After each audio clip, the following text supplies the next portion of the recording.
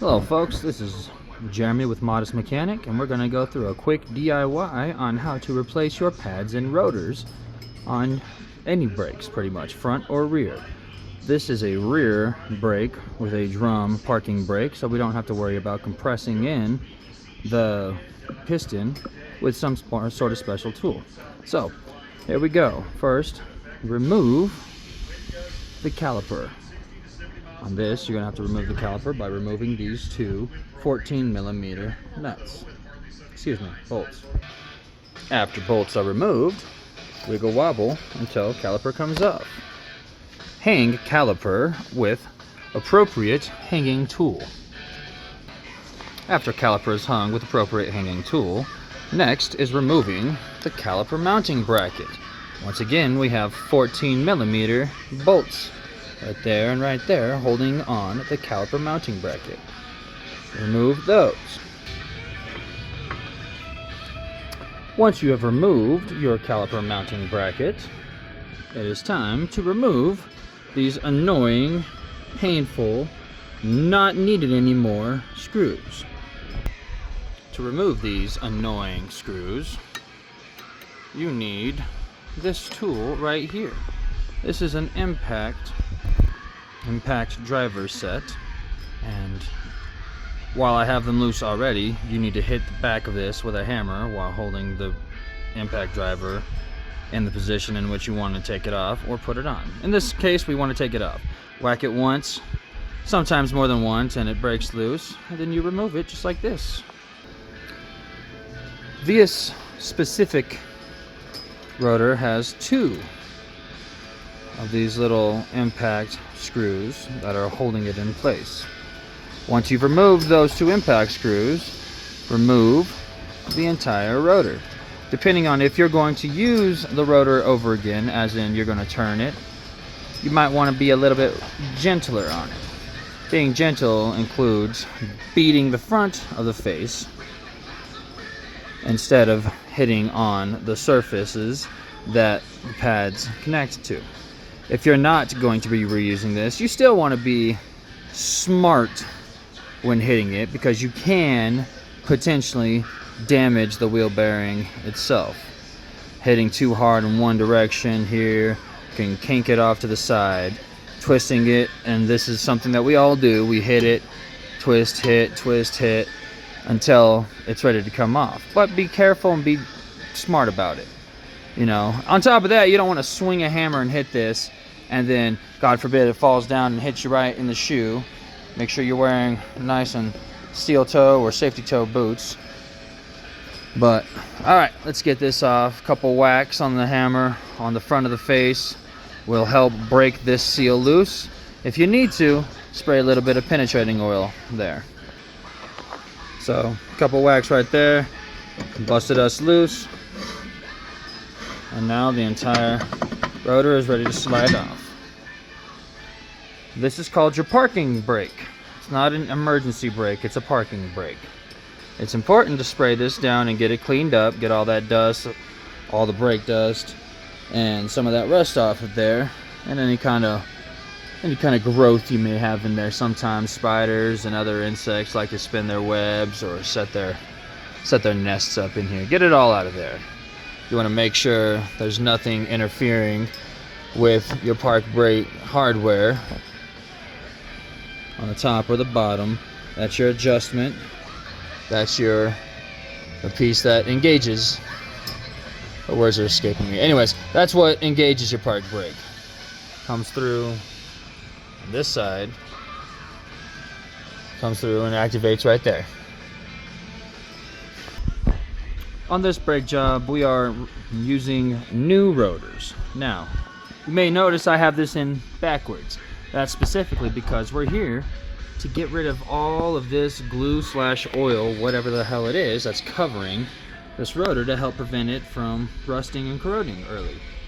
Use approved brake cleaning fluid to clean it all off. Spray it there, or spray your paper towel and wipe it all off.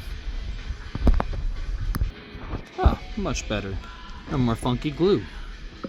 Or oil, whatever it's called. What is that? Not glue. Anyways, next we're gonna flip it over and do the same thing. There we go, that looks better. Next, what we're going to do is 100% up to you.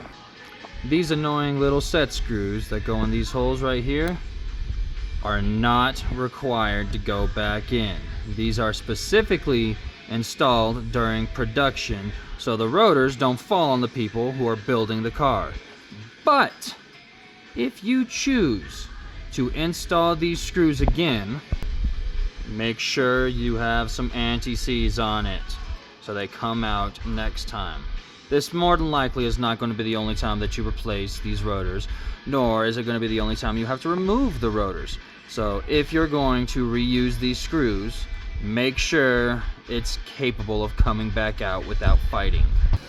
Couple things real quick. You do not need to use that impact driver to put those back on at all.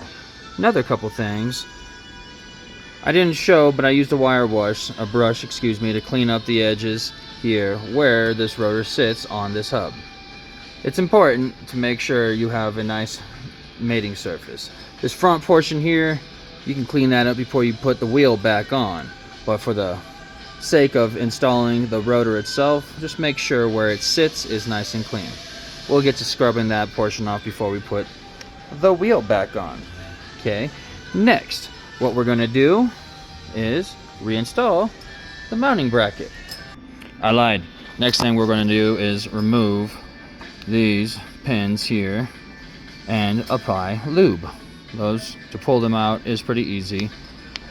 This is a little rubber boot that holds onto the edge here. These come out just like that. That is old. You can see the color of what the grease should look like, what it came with stock, compared to what it looks like now. What is that? Is that dirt? Is that old metal shavings? Is it something else? I don't know. More than likely dirt that somehow got in between there, and that's why it's turning colors. But we want to clean it all off.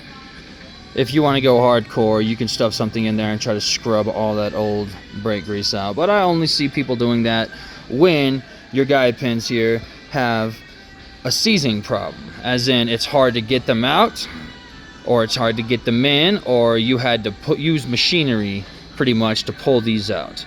And if you're going to reuse your brake caliper and your mounting bracket, which at that time you should just replace it because it's probably pitted on the inside and has a lot of wiggle room. If you're going to do that, just make sure you scrub it out very well. Anyways, we're going to clean this using the same exact paper towel that we used to clean our rotor off. You can use brake clean if you'd like, but the most important thing is get all the old stuff off so we can put the new stuff on. There we go, nice and shiny. That's not grease. This is what we're going to be using, CRC brake and caliper grease. Synthetic. It can be the stuff that comes with the brake pads, but I like to use this kind of stuff. Actually, a matter of fact, I like to use some purple stuff that's super high temp ceramic. Okay. Yeah, same color as what we just removed, but I promise, that's fresh. Okay. You're gonna paint it around. You don't need to glob it on, just a little bit, and you're gonna stick it right back in this hole. You want to push as much air out as you can, because if you have too much air, you have too much lube, this will immediately start pushing itself back out, and that becomes an issue because then it's going to make one of your pads wear. Anyways, you're gonna tap it, you'll hear the air escaping and you'll feel it want to go back in and sit down properly. That's what you want. You want it to sit there and be in just like that. On to the next one. Same exact procedure. Cleaned off, and now it's time to paint it. Stick it back into the hole. Push it all the way in until it seats itself. Jeez, like that. Next, remove these little spreading springs. These are put on the pads to assist pulling them off of the rotor so it doesn't wear them out too fast. Then we are going to remove the pads. Sometimes they come out super easy. Sometimes it's a pain in the ass. One way or another, they have to come out. Once pads are off, we're going to remove the brake hardware. Now, it's important to try not to break these. Sometimes your pads don't come with new hardware. And when they don't come with new hardware, you have to reuse the old hardware. Do not ever not use hardware if your pads, well, excuse me, if your calipers and your caliper mounting bracket comes with hardware. There are some, note, some models that don't have hardware that go on the mounting brackets. Sometimes it's just on the pads themselves. But no matter what, if it comes with hardware, use hardware. Next part is totally up to you. If you want to put the mounting bracket, clean that off. If you want to put the mounting bracket on before you put the hardware on, you totally can.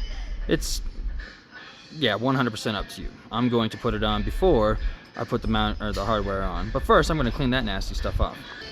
Here's a question for the audience. Are you a torquer or are you an ugga-dugga?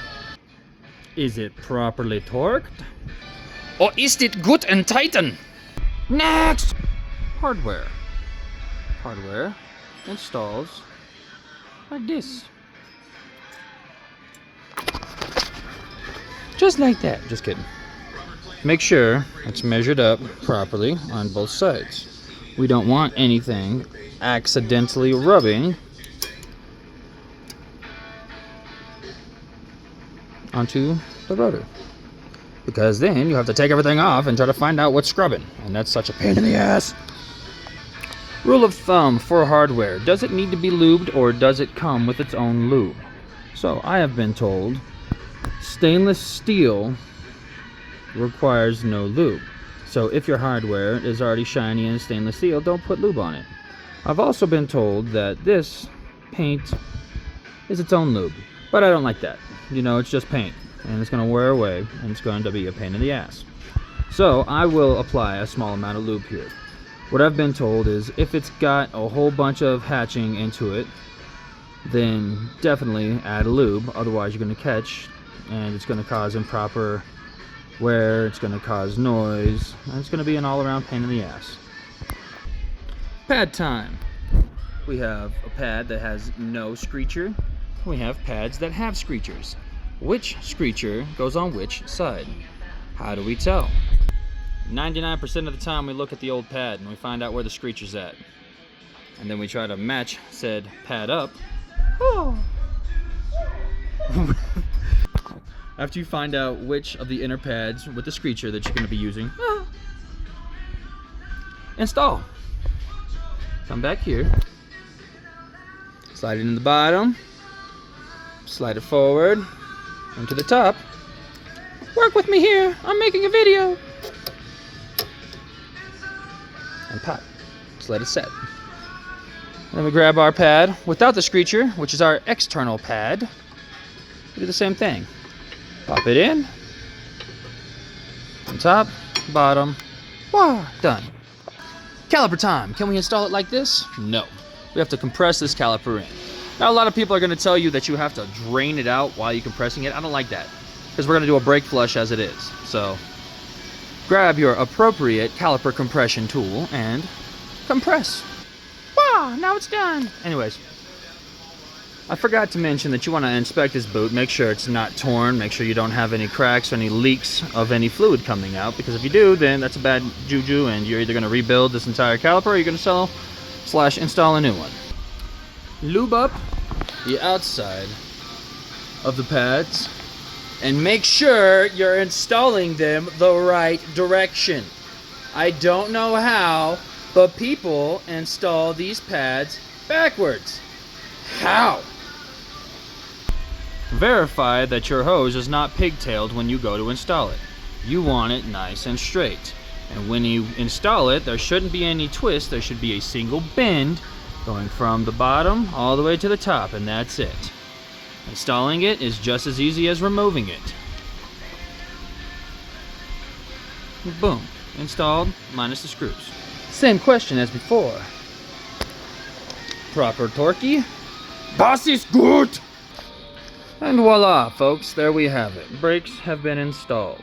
Rotor and pads. Lubed up calipers, lubed up pads. Everything is done properly. Next, I'll show you how to do a brake flush.